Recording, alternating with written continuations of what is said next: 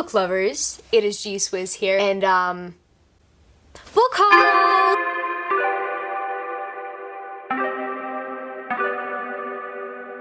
So my channel schedule is technically out of whack. Sometimes I don't know where to place my book hauls. I am filming this a couple weeks before my birthday, and this isn't even a birthday book haul, right? This is probably gonna go up after my birthday. As I'm filming this, my previous book haul isn't up. It's scheduled to go up. And I just know that my birthday book haul is gonna come after this, and it's just gonna be completely out of whack. And by the way, if you wanna know my birthday, for context, it's October 29th. The birthday book haul is coming after this one, but I know that that might be chaotic. So I'm filming this one now. This book haul mostly consists of pre-orders that I've received / book subscription service monthly books, as well as some manga and a few other things. When I really think about it, in terms of my novels, like if we're taking manga aside, out of all the novels, 5 of them are not special editions. Then I have a stack of manga, but everything else is going to be a special edition today. So if you like special editions, this book haul is my treat to you. Without further ado, let's get straight into this book haul, and I'm gonna share all the pretty books I have today. Maybe I'm gonna start off with the books that aren't special editions, then I'll move on to manga, and then I'll move on to special editions. First of all, I have Thank You for Listening by Julia Whelan. Now, if you find that Julia Whelan's name is familiar, have you listened to an audiobook?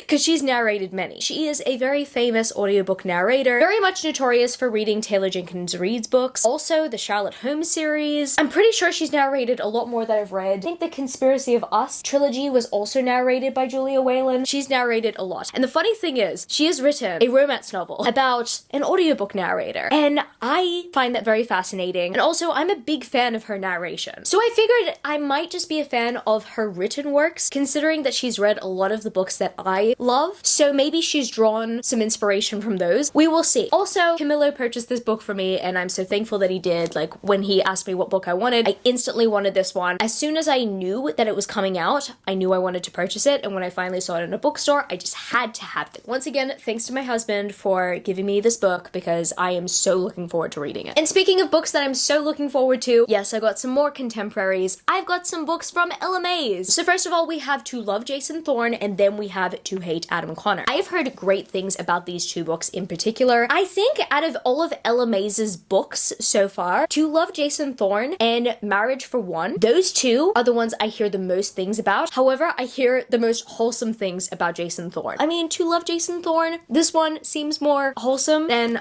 To Hate Adam Connor. I really don't know how this one's gonna turn out. Maybe this is a hate to love dynamic. I don't know anything about the dynamics in these two, but what I do know is that a lot of people find Jason Thorne to be wholesome. So I want that wholesomeness in my life. At the moment, as I'm filming this, I'm currently reading a lot of dark stuff, and I just know that for the rest of the year, I just need some wholesome reads to kind of get my mood back up. I really hope to get to these two at least by the end of the year and to experience LMA's writing for the first time. And next I have to bring up a romance novel from an author I have read from, and this is one of my most anticipated releases of the year. Guys, I'm talking about The American Roommate Experiment by Elena Armas. This is a companion novel to The Spanish Love Deception, which I personally really enjoyed. I understand the criticism behind it, and I understand that it's a pretty long and dense romance novel. I love that it gets to the point eventually. This one is a little bit shorter in length from what I can see personally physically, but regardless, I'm very much looking forward to it. I actually started it. I read the first couple chapters, and I cannot believe I didn't continue on with it, but I'm currently reading a bunch of dark books. But who knows? Maybe by the time this video has gone up, I have read it, because that is the goal. And the last standard novel I have to haul before I get into the manga and special editions in this haul is Tomorrow and Tomorrow and Tomorrow by Gabrielle Zevin. Now, this does look like a special edition, because look at that foiling. Oh my goodness, it is so gorgeous. No, this is, I believe, the first edition hardback, and I really wanted to pick this up based on its premise. It very much reminds me of Taylor Jenkins Reid's novels, and also it's a romance, but not necessarily in the romantic category. It has romantic themes though. I love myself a good romance, and I love myself a good slice of life story, so I really hope I'm going to love this novel, but for some reason, I have faith that I will love this novel. Also, I could not resist this beautiful cover. It is absolutely stunning. I love this packaging. Rightio, so now we come to the stack of manga that I've got to haul haul for you guys. So first of all, I'm shamelessly hauling these two, Record of Ragnarok Volume 4 and The Elusive Samurai Volume 2. I know nothing about Record of Ragnarok, I just know that I want to read it, and I'm just pretty much collecting all the volumes as they come out. The Elusive Samurai, I'm curious about this one. I didn't love the first volume, but I'm willing to give it a go, and we'll see how we go from here, because I don't want to judge the series by its first volume. I do want to stick it out and see where things go. This is shameless. Then I have a couple of one-shots. I have a one-shot by the author of Chainsaw Man, which is Look Back. I have Came the Mirror and Other Tales, which is a one-shot by the author of Inuyasha, Rumiko Takahashi. And then I have Drip Drip from the author of Beastars. So far, I've read 2 out of the 3. I have started this one, and this one is perfect for Halloween because it is creepy. But what I can say about these 2 is that I absolutely loved them. Look Back made me cry, and Drip Drip made me say F yes a lot, because I very much loved how explosive it was in the end. I could use an entire series with this main character, but I'm at least happy that it happened. It's probably my favorite manga one-shot so far. And then I'm starting off some new series with these 3. First of all, I have Dan Da Dan Volume 1. I absolutely loved this, and I cannot wait to read more of the series. It is very much a mature series, but I cackled a lot. It was hilarious. Honestly, this one has me very intrigued. I'm also starting a new shoujo called Romantic Killer. This one was okay. Honestly, I wasn't a big fan of the plot, but I am looking forward to continuing on because it is a 4-volume series. But what I like about this manga specifically is that it is full color. There are full color illustrations, and it was a pretty fun concept, except I just want a little bit more plot, maybe more characters in there. I cannot wait to continue on and let you guys know how I go with the rest of the series. Who knows? It might get even more engaging as we go along. And then we have a start to a manga series, which is actually a spin-off manga series of one of my favorite characters from JoJo's Bizarre Adventure, that is Rohan Kishibe. I have volume 1 of Thus Spoke Rohan Kishibe. I love Rohan. I didn't at first, I have to specify. Now, this is something I don't really gush about on my channel a lot. I gush about JoJo's Bizarre Adventure in my real life a lot. Camilo actually recently purchased me the Nintendo Switch game, and I have been absolutely obsessed with the Nintendo Switch game because it reminds me of Super Smash Bros, except harder, because you're having to go up against every character's stand or their Hammond abilities. It's great. I'm a big fan of JoJo's Bizarre Adventure, so is Camilo, and we both really love Rohan. He started off to be a villain, but then he ends up becoming some sort of main character in the story, even though he is not a Joestar himself or of that bloodline. But honestly, he's such a fascinating character. His stand, Heaven's Door, has got to be one of the coolest stands ever. To give you guys context, right? His stand has this ability to read someone's life like a manga, and then add to that manga or take away from that manga. And it's just fascinating. I like that in JoJo Part 4, that's where he gets introduced, how he uses those powers for evil. I didn't know whether he was redeemable or not, but I personally really like how Araki redeemed his character and made him a main character. And honestly, if he didn't, it would have been a complete waste. I've read this and I did enjoy it. I actually also watched the anime for this, so I kind of already knew the story, but it was a perfect Halloween read. And JoJo's Bizarre Adventure, in my opinion, is a perfect Halloween read because yes, there are things that are bizarre, but also very gruesome. Before I get into continuations of some of my favorite series, I forgot to mention that I'm also currently reading this first volume in a series, and I'm loving it so far. And that, my friends, is Mission Yozakura Family. This is a new shonen series that I am absolutely obsessed with so far. I'm like halfway through it. Funnily enough, I currently have an author letter in here as my bookmark. That was just the first thing I could find in the middle of reading it. I am very much enjoying this, and it very much gives me Spy Family vibes. Whatever genre this is, like, is it a spy genre? Is it an assassin genre? I really don't know, but the spy and assassin action genre of shonen is something that I am very much invested in. I do love Way of the House Husband, but that's more slice of life than anything. I mean, Yakuza Lover is a shoujo, but it has that Yakuza aspect to it that I appreciate. I'm also very much looking forward to getting into Sakamoto Days, but Spy Family so far has been one of my favorites out of that entire genre, and I was kind of hoping that I'd get something similar to that. I'm looking forward to reading Sakamoto Days, but I was really happy to find this one, and it has been a pleasant surprise so far. I'm really enjoying it. And then we have some continuations to some of my favorite series. So first of all, Rosenblood Volume 4. I've not yet read it, but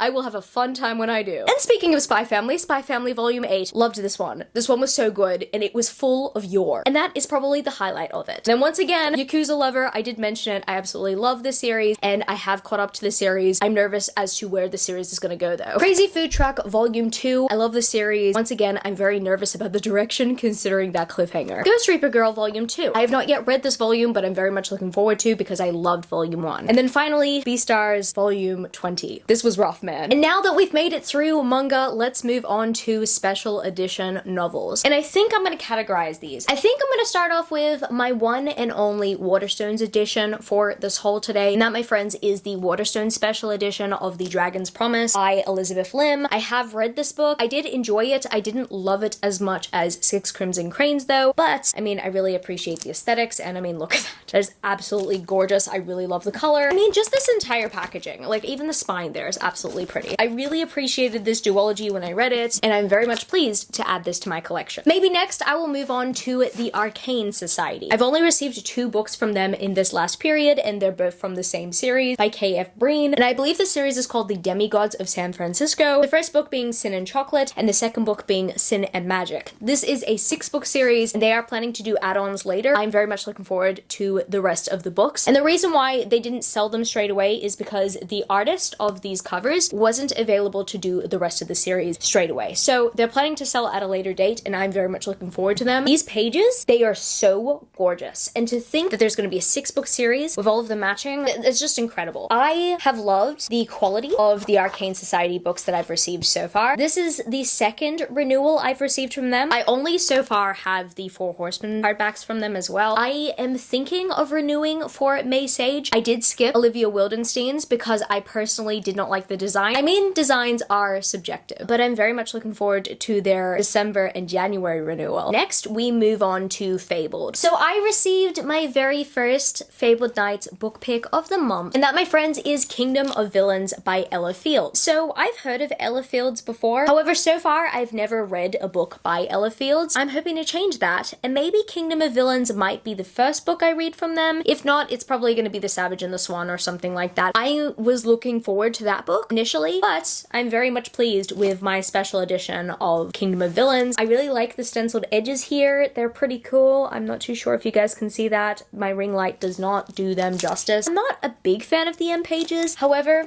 I love this. This is so pretty. I love myself some good dark purple foiling. I'm very much impressed with this special edition coming from an Australian vendor. I cannot wait to show you the other sets I received from them. So Fabled absolutely wowed me when they came out with this edition of Honey Trap, which is a book by Tate James. I was like absolutely obsessed with it when I first saw it, and then they decided to announce that they were going to be completing the set with these 2. So now I have book 2, which is Dead Drop, and then book 3, which is Kill Order. These look absolutely stunning. I'm not necessarily a big fan of the original covers. I do like Tate James's Madison Cates covers. I somewhat like the Hades ones. However, I wasn't too keen on the Honey Trap style. So when I saw that Fabled were doing this, I was honestly relieved. I am a big fan. I'm not gonna lie though, as opposed to the other stenciled edges I have, these ones aren't necessarily too clear. I do like the material that these are made of. It's very much different from any other special edition I have on my shelf. However, I kind of wish that the digital printing was a little bit more obvious. They don't really look too obvious until like you look at them very closely. But overall, I love the aesthetic, and I'm very much happy that I have them. I really hope that Fabled continue on with making more Tate James special editions, because I would love to see them. And the last set that I have from Fabled was the next one that they had on sale, and it's by another Australian author, and that, my friends, is Jamin Eve, and they ended up doing the Shadow Beast shifters by Jamin Eve. This is what they look like. I have to admit, I'm not a big fan of this font, so I'm not like obsessed with the outer package. However, I really love this. I think they got the digital printing right with these editions because, yeah, that really does work. And it stands out. This is how I face them out on my shelf. I am absolutely obsessed with the galaxy design there. I think I would be more excited about these if I didn't hate the font. But I really love the design around them. I reckon that they look really cool. They're just really difficult to see with my ring light at the moment. So I have Rejected, Reclaimed, and Reborn. I believe that this is a trilogy within this world. However, there are spin-off standalones. So I'm looking forward to reading all of them eventually. I have read the series by Jaime and Eve, and I wasn't a fan of the direction that it went in. However, it grabbed my attention when I first read them. I hope that this series turns out to be amazing. Now I think I will move on to the Bookish box. So first, out of the Bookish box collection that I will mention, I have Our Crooked Hearts by Melissa Albert, which I have since read since I filmed that unboxing. That was the final unboxing that I did on my channel, and I have to say I really enjoyed this. I would definitely recommend it if you guys are wanting a good creepy read. I love the aesthetics of this book, like absolutely obsessed. The last out of the monthly books that I've received from them so far is What Lies Beyond the Veil by Harper L. Woods. This was the final unboxing I filmed, but I never edited, and I don't think I'm gonna post because I have too much constructive criticism for the Bookish box in that unboxing. It's gotten to the point where it's gotten too repetitive, and I think what makes this situation a little bit more sad is that Harper L. Woods is actually pulling out of the Bookish box special editions for the What Lies Beyond the Veil series. I'm looking forward to purchasing the special editions from her on the series, like the ones with the actual like character art and stuff. Given the time and the circumstances, I don't blame the author, nor am I mad about the situation. I'm not gonna lie, I kind of expected it. And now I have some other beautiful continuations. That includes the Bridge Kingdom series by Danielle L. Jensen and the Blood and Ash series by Jennifer L. Armentrout. I have these beautiful sequels, The Inadequate Heir and The War of Two Queens. This one, absolutely gorgeous. I honestly don't know what's going on in the spine here. I think that there's like a sword that's gonna continue on with the other two books. But what I do know is that I really like these editions. And then in terms of The War of Two Queens, I love this cover. Like, I'm absolutely obsessed. This is probably one of the best Blood and Ash covers I've seen so far, except it would have not been hard to add Kieran in this cover. I mean, I am frustrated with Kieran. Book 4 Kieran, to be exact, I am frustrated with him. However, he's such a key part in Poppy's story here that I don't know. I reckon that Kieran should have been added to this cover, in my personal opinion. However, I'm still very much obsessed with this design. I love Poppy. I love to see her. I love Castile. Yeah, there's not safe for work art around here, but I can at least show you that. That's pretty. I'm personally happy with these editions so far, and I kind of hope that we do get Shadow in the Ember editions that are similar to these, illustrated by Monolime. I don't know, I just really love Monolime. The next couple books that I have to bring up in this book haul today are surrounded by some controversy. I do want to actually address the controversy in a bit more of a longer form, but not dwell upon it too much. So yeah, I did end up hauling these two. I received them within 24 hours of everything going down. Hiya, if you do want to get some context on the situation, I don't go into it in full detail, but Jess Owens has a great Communitea episode about the whole Bookish box and Katee Roberts situation, where she definitely goes into detail. So if you do want more information about the situation that I don't cover in the book haul, I would highly recommend checking out the episode. I will link that down in the description. Anyway, back to the book haul. This is Neon Gods, and this is Wicked Beauty, both by Katee Roberts. These are Bookish box special editions. Some of you guys might have noticed within, I'd say around 72 hours, I had a YouTube short up pretty much stating that I'm no longer going to be doing monthly Bookish box unboxings on my channel. Now, personally, I'm kind of frustrated with the Bookish box in a different way from other people because I look at their controversies from a publisher's perspective. Because I've worked in publishing for a year, I've been subscribed to the Bookish box probably, like, I think I subscribed to them a month or two before I ended up getting accepted into my role. But as soon as I started to get the groove of what I do, and also the professionalism it takes to actually work in publishing and to actually deal with conflicts, the more I realized that as much as I did like the Bookish box's product, there's some things that I'm personally not okay with because a few things have been dealt with unprofessionally. And so the reason why I personally think right now is not the time or place to do Bookish box unboxings is because I'm not okay with the way that they've handled certain things, and I don't want to rant about it every month when I'm unboxing my young adult and adult boxes when I have better things to do. I don't want to hammer in like, oh, you know, I want them to do better going forward every single time when they haven't improved yet. The whole Katee Roberts situation for me was kind of like the last straw at the moment. This specific controversy makes me upset. I don't want to dwell upon this too much, but I think coming from a publishing standpoint, when it comes to writing statements, I personally think they should have consulted with a publishing professional before releasing their Katee Roberts one out. And I say this because within the first week I started working for the publisher that I worked with, there was some sort of controversy surrounding an author. It was actually more like a smear campaign situation situation. I'm not going to go into full detail here because the ins and outs of it are confidential. I'm not going to breach anything here. But I remember witnessing the publishing team act in a very careful way when they wrote that statement. And I, in my first week working in publishing, was impressed by how they handled that situation. And yeah, no, like, it's a controversy that was on the other side of the spectrum in terms of controversies, whatnot. But I just happened to notice the professionalism around the people in the company that I work for. I was amazed, and I thought to myself, I want to be like that when I grow up. It's a completely random side note. However, the statement that the Bookish box put out that I personally don't feel like is professional, the whole situation, right, that I feel like wasn't handled professionally, I realized that it could have been avoided. I realized that the drama could have not been escalated because I've seen it happen before. That's my 2 cents on the situation. I'm not gonna dive in deeper at the moment. Maybe I need some more time to process it. I don't know. Long story short, I'm not okay with the way that they handled the situation, and honestly, I would prefer to see a lot more professionalism from them going forward because I'm tired of talking about it. I do want to see them succeed, but at the moment, that is a big reason why I've decided to cease my Bookish box unboxings until I can see that there's some professionalism going forward. This being said, I did rant on about that controversy. I did not take time to talk about how beautiful these books are. They're absolutely stunning. I'm absolutely obsessed with them. They do match my Electric Idol book. If they do continue, yeah, I will continue on with the collection. I do reckon that the design concept is amazing. You know, I reckon that they did an excellent job with this set in particular. I'm just really sad that this beautiful set has kind of been marked by this controversy. And now we move on to my misprinted set of the Stalking Jack the Ripper books. If you guys are wondering why I say these are misprinted, it is because the author's name is spelt incorrectly on every single one of the pages in the set. The Bookish box are actually going to be sending us new sets to make up for that. I've just been displaying them like this on my shelves, and sometimes I have been displaying them with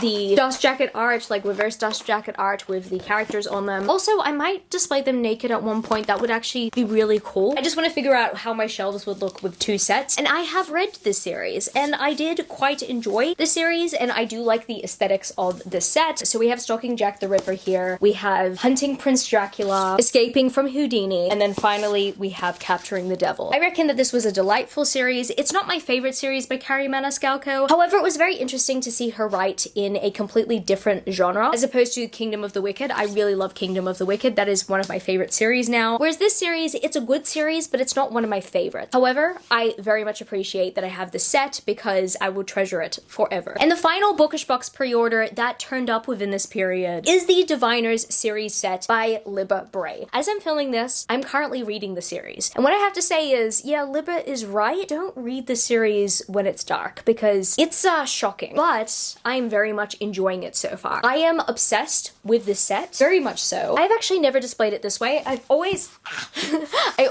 know.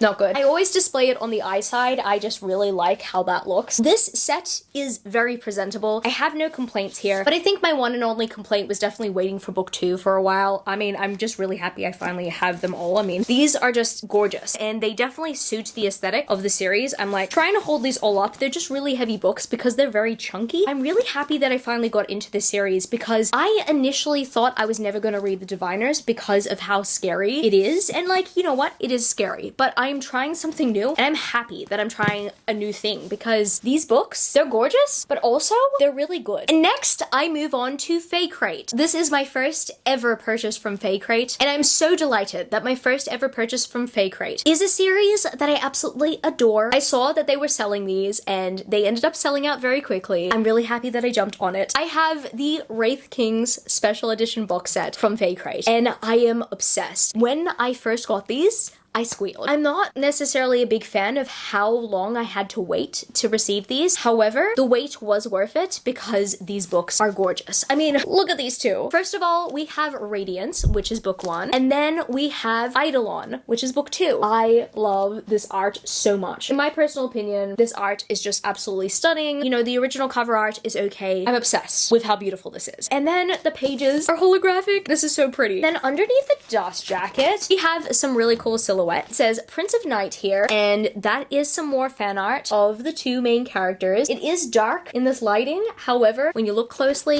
it is very much pretty. I just really like the aesthetic that they went for, because yeah, this series does have some darkness to it, but I just really love the blue. Oh my goodness, like you cannot go wrong with this much blue, in my opinion. And then we have Eidolon here. I'm just in love. And then we go under the Star's jacket to see another silhouette, and the foiling. Oh, the foiling! Woman of Day. Once again, the art is a little bit dark, however, I still love it. I just kind of wish that they printed the inside prints a bit lighter, or at least test printed it and just checked with the artist to see if they could light it up or something like that. I am so happy they have these. Oh yes, and they're both signed by the author. This set is so beautiful. It has made my year.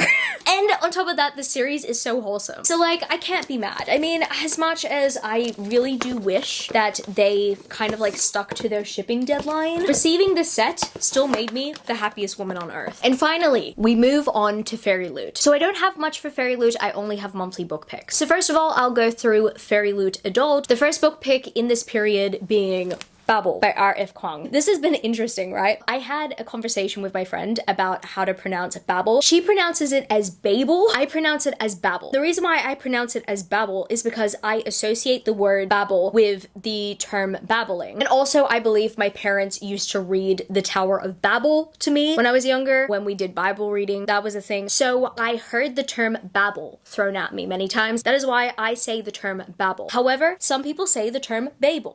So when someone's like, have you read Babel yet? I don't know what they mean. But I mean, it's been a heated debate between a bunch of people. Apparently the author says Babel, but it is read out in the audiobook as Babel. I heard that from someone. I really don't know, but we'll see. I should probably watch some of her interviews. As I'm filming this book haul, I have not yet read it, but I hope to get to it soon. And then I move on to my Fairyloot young adult picks. First being Violet Made of Thorns by Gina Chen. I think I said Jenna Chen in one of my videos, and yeah, that was a total mistake. It's Gina Chen. This is absolutely stunning. I personally didn't think that Fairyloot was going to outdo the original design, but they did. And I'm really happy that the pages do match the cover that they designed, but also I am a big fan of this. Like, this spread, absolutely gorgeous. Once again, I am super obsessed with their books, and I'm very much looking forward to reading this. I know nothing about it, but what I do know is that so many people were anticipating it, and it's a pretty book. And speaking of pretty books, the final book that I have to hold today is Belladonna by Adeline Grace. This book, so pretty.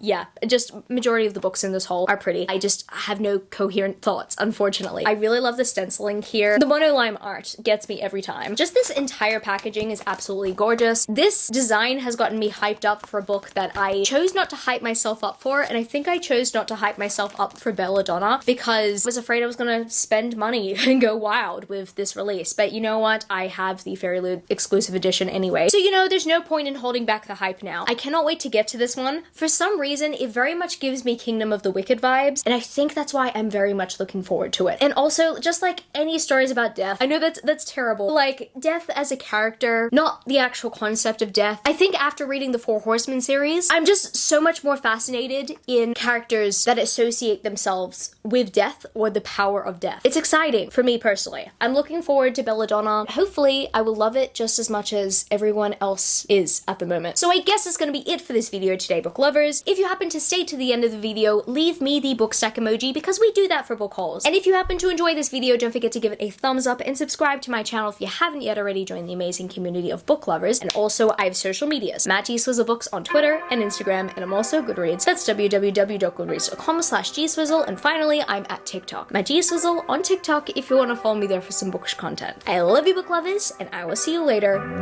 Peace. How did I weigh half and I flipped it in a double?